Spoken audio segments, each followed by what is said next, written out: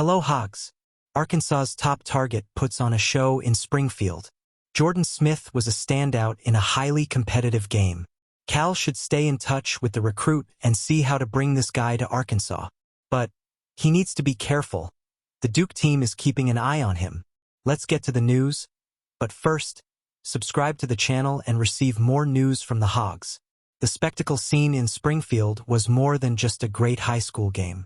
It was a clear message for college basketball, especially for programs that think about the future with ambition. On the court, two of the top names in the class of 2026 delivered exactly what was expected of talents of this level. But for Arkansas, the night had an even more specific meaning. Jordan Smith, the nation's top uncommitted prospect, showed why he has become a real priority for John Calipari, and also why the Duke threat cannot be treated as a minor detail. The matchup pitted Cameron Williams, already committed to Duke, against Jordan Smith, who remains a free agent. Williams confirmed his status as the #1 prospect in his class by leading Phoenix St. Mary's with impressive efficiency, using his size, mobility, and shooting ability to punish the opposing defense.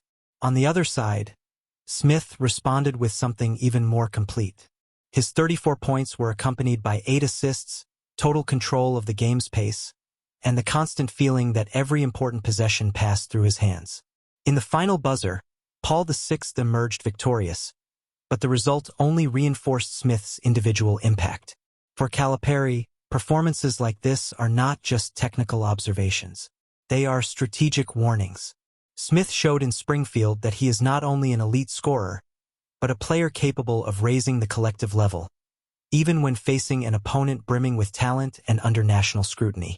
Even though he recently returned from injury, he played with maturity, made the right decisions under pressure, and responded physically to an intense game. It's no coincidence that Adam Finkelstein was direct in calling him the most reliable and impactful player in current high school basketball.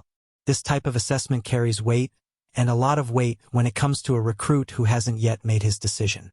For Arkansas, Smith represents more than just reinforcement.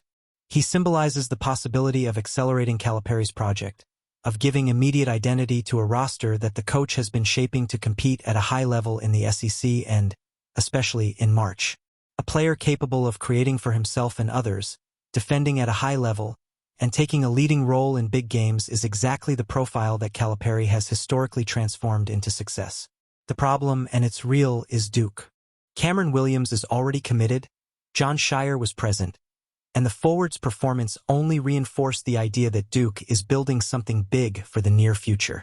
The possibility of Smith joining Williams in Durham is not just speculation. This scenario makes sense within the logic of modern recruitment and, if realized, would change the national balance. Duke would offer Smith immediate visibility, an elite partner, and a direct path to the top. That's precisely why Calipari can't afford to be passive. Maintaining contact is no longer enough. Arkansas needs to show Smith a clear plan, a defined role, and the conviction that he can be the face of the next great Razorbacks team. Cal has always built his reputation in battles of this level, winning direct contests against traditional programs by presenting a clear vision of development and leadership. This is another one of those moments. Springfield has made it clear that Jordan Smith belongs at the highest level of national recruitment. It has also made it clear that the competition for him will be tough. Duke has already positioned itself.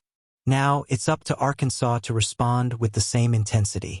For Calipari, the challenge goes beyond convincing a talent.